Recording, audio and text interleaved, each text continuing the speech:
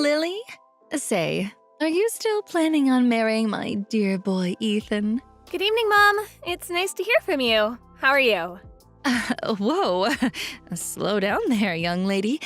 You and Ethan aren't actually married yet.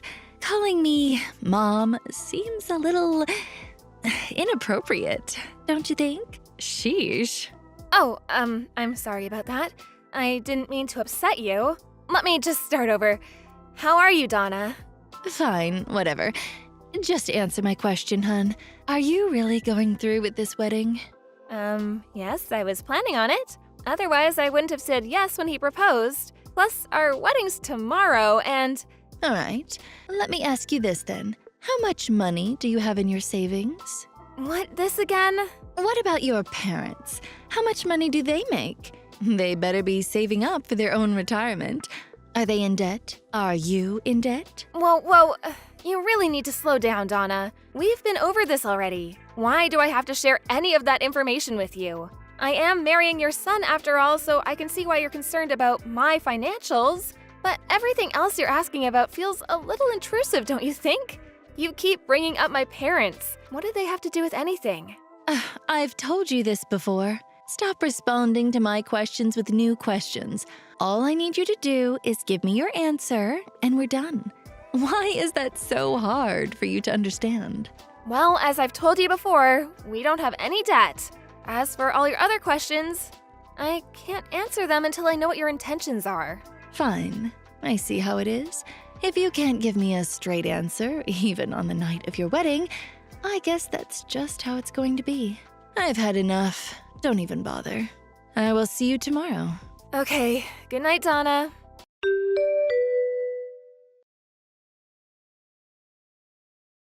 Hey, Ethan. Your mom texted me again asking about my family's financial situation.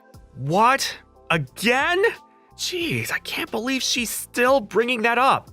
What exactly did she ask you this time? The same set of questions as before, and the time before that. I see. Dad and I have both told her it's not polite or appropriate to pry like that. But it just goes into one ear and out the other. I'm really sorry. It's fine.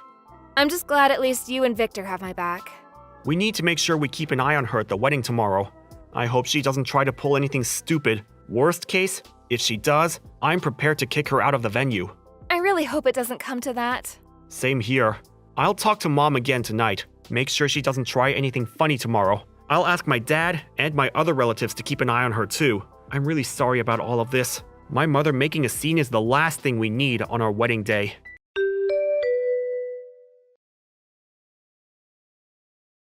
I'm glad at least the ceremony went well. You were absolutely stunning. Oh, thanks, dear. Now we just have to get through the reception. I hope it goes well. Well, Mom's been pretty quiet so far, so I'm hoping that's a good sign. If she can behave herself for the rest of the day, everything will be good. The scowl on her face makes me a little nervous, though. Yeah. She's definitely not doing a good job masking her mood, but maybe she realizes she shouldn't do anything rash? All of our friends and relatives are here too, after all. I hope you're right. All I want is for everyone to have a good time and for the reception to go smoothly.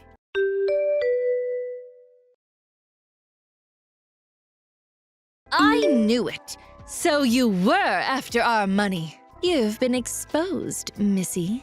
Ethan definitely won't go through with this wedding now. Oh, how unfortunate for you. What is your problem? You yanked the microphone out of the MC's hand, then you started insulting me, calling me a money-grabbing gold digger, and then you poured wine on my dress and announced that the wedding was off. How could you do something like that? Because I had to. You left me no choice. I've been on to you for a while now. I thought it odd that you could never give me a straight answer about your finances. Something smelled fishy. But listening to your father's speech made it very clear to me. You were only with Ethan so you could get your hands on our money. You were so close. You must have been ecstatic about the opportunity to marry the son of a CEO. Well, too bad. Have you lost your mind? What part of my father's speech could have possibly made you think that? You better have a good reason for interrupting him because that was incredibly rude. I'll give you 3 good reasons. First of all, he said that you went to a vocational school. Your family must have been so poor that the option of going to college was never even in the cards. Second of all, your father said that he was sick. Therefore, he can't work. So that means when my husband and I met your parents for the first time, he lied to us about working as a cook.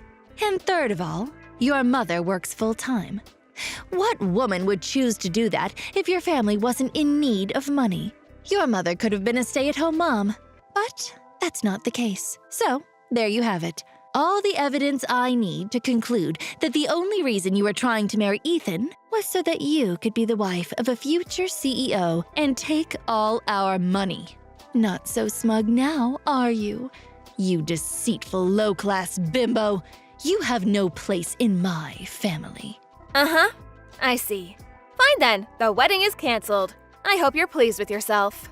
I am, indeed. Now, get lost, you beggar.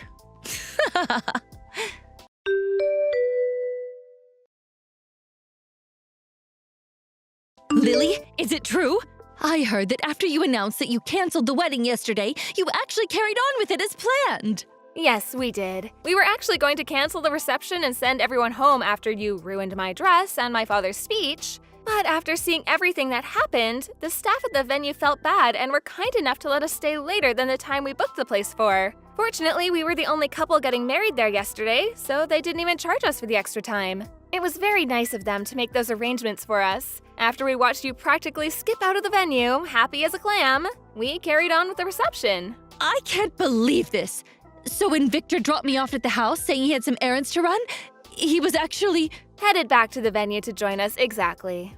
Oh, how dare he do that to me? After I went through all the trouble to expose your true identity. You nasty double-dealing pauper!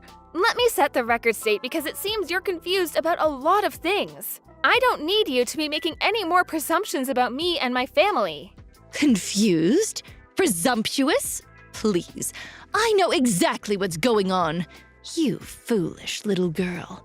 You're still trying to trick me, aren't you? Trust me, I'm not. You seem to be missing a lot of context because you interrupted my father's speech and never listened to the end of it.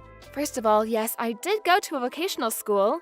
I chose to go to the culinary school so I could help my dad out with the business. The business? What business? You seem to think he works at a restaurant as a cook? Which I guess isn't entirely wrong, but there's more to it. He's the head chef at the restaurant he owns. I'm sorry, what? I went to culinary school so I could learn the basics and prepare myself before I started working with my dad at the restaurant. The head chef and owner of a restaurant? What are you even talking about? My great-grandfather opened a gourmet Italian restaurant way back in the day, and our family's been running the business for decades. As for my dad being sick, that was back when I was in high school. Thankfully, his recovery went well. He's all better now and works in the kitchen every day. But he never mentioned anything like that. If you recall correctly, in the speech, he mentioned the time he got sick. He never said he was chronically ill. Plus, after you left, my dad got to finish his speech, and he made a mention of it. He thanked me for my support and for helping out with things at the restaurant during those difficult times.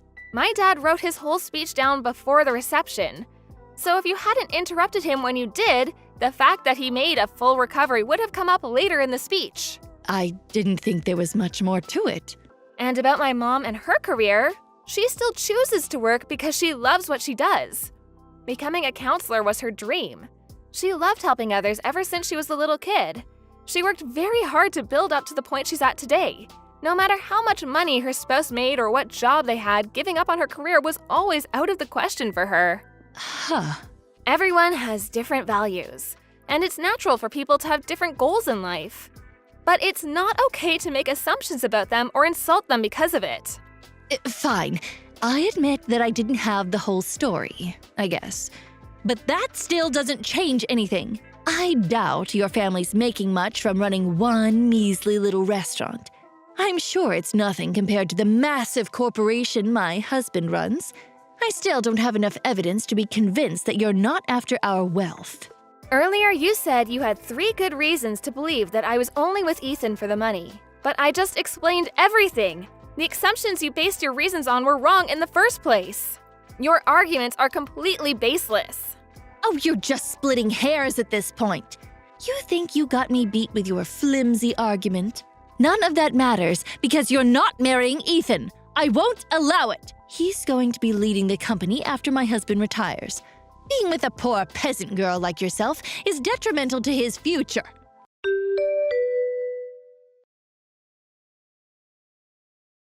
Lily! I'm so sorry about my mother's behavior. I have no idea what's gotten into her, but it's completely unacceptable. I'm okay, Ethan. At least you and your dad are on my side. Of course we are. We know you and we know your character. You're a kind, hardworking, and loving person. Thanks. I really appreciate that. So, I have something I wanted to talk to you about, and I want my dad and your parents to be there to hear it. Can you talk to your parents so we can arrange a time for all of us to meet in the next few days? Alright, sure. What is it that you want to talk about, though? I've been thinking about a lot of stuff. About the business, about our future. I want to make the best choices for us. Dad's been helping me figure some of it out, too. I think I reached a decision, but I wanted to run it by you and your parents first. Okay, I'll check my parents' schedule and get back to you. Thank you. I appreciate it. We'll talk soon.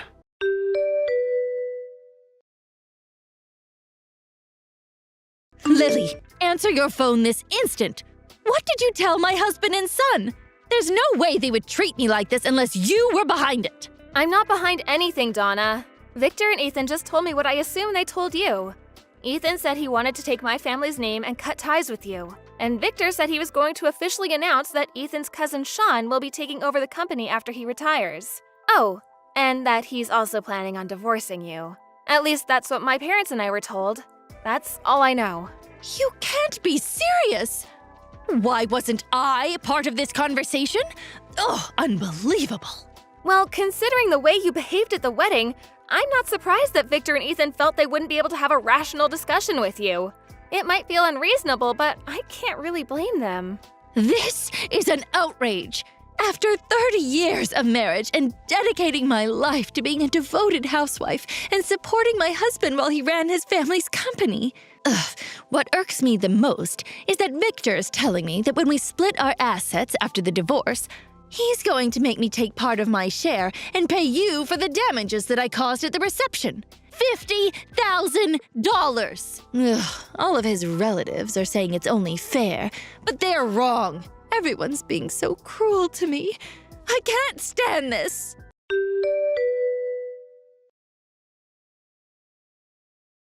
Mom, I know you're upset, but please, stop taking your anger out on Lily. Ethan?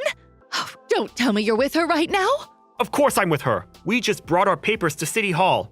It's official. We're a married couple now. I can't believe it. I took her last name, just like I told you I would. What have you done? I'm going to keep working at Dad's company as an employee, but I'm not involving Lily or myself in business operations. But you're my only son, and you were supposed to take over the business, become the CEO. Do you truly think that what you're doing is acceptable? I already told you, Sean's taking over the business, not me. And besides, this decision wasn't official until now, but it was practically decided for a while. What? You just assumed I was taking Dad's place and made a whole big deal about nothing. But think of the position that puts you in. This puts me in a great position, because it's exactly what I wanted. Sean's great at what he does. He's skilled, innovative, and very capable. The company's in good hands with a businessman of his caliber at the top. You may have supported Dad at home, but you have no say in what happens with the company. It has nothing to do with you. This can't be. Lily's my family now. I need to go. I'm sorry, but after everything you did at the wedding, I've lost respect for you completely, and I honestly just want nothing to do with you. And as far as your relationship with Dad's concerned, go talk to him about it. I'm sure you both have some stuff to figure out. Ethan, no. Please wait. Bye, Mom.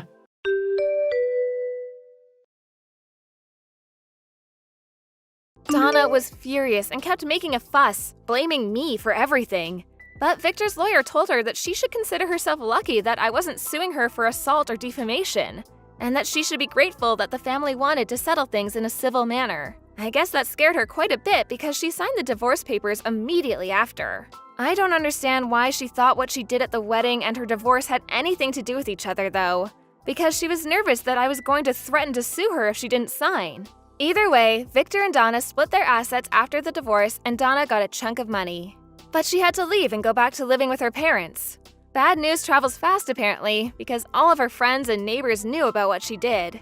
Donna overheard one of her neighbors gossiping about her one day and punched her in the nose. The neighbor had to go to the hospital and sue Donna for medical expenses, so the money she got after the divorce was completely gone. Her parents kicked her out of their house, and apparently she lives in a town far away now, all alone, working to support herself every day. Thank you for watching. Please subscribe and hit the like button. See you next time.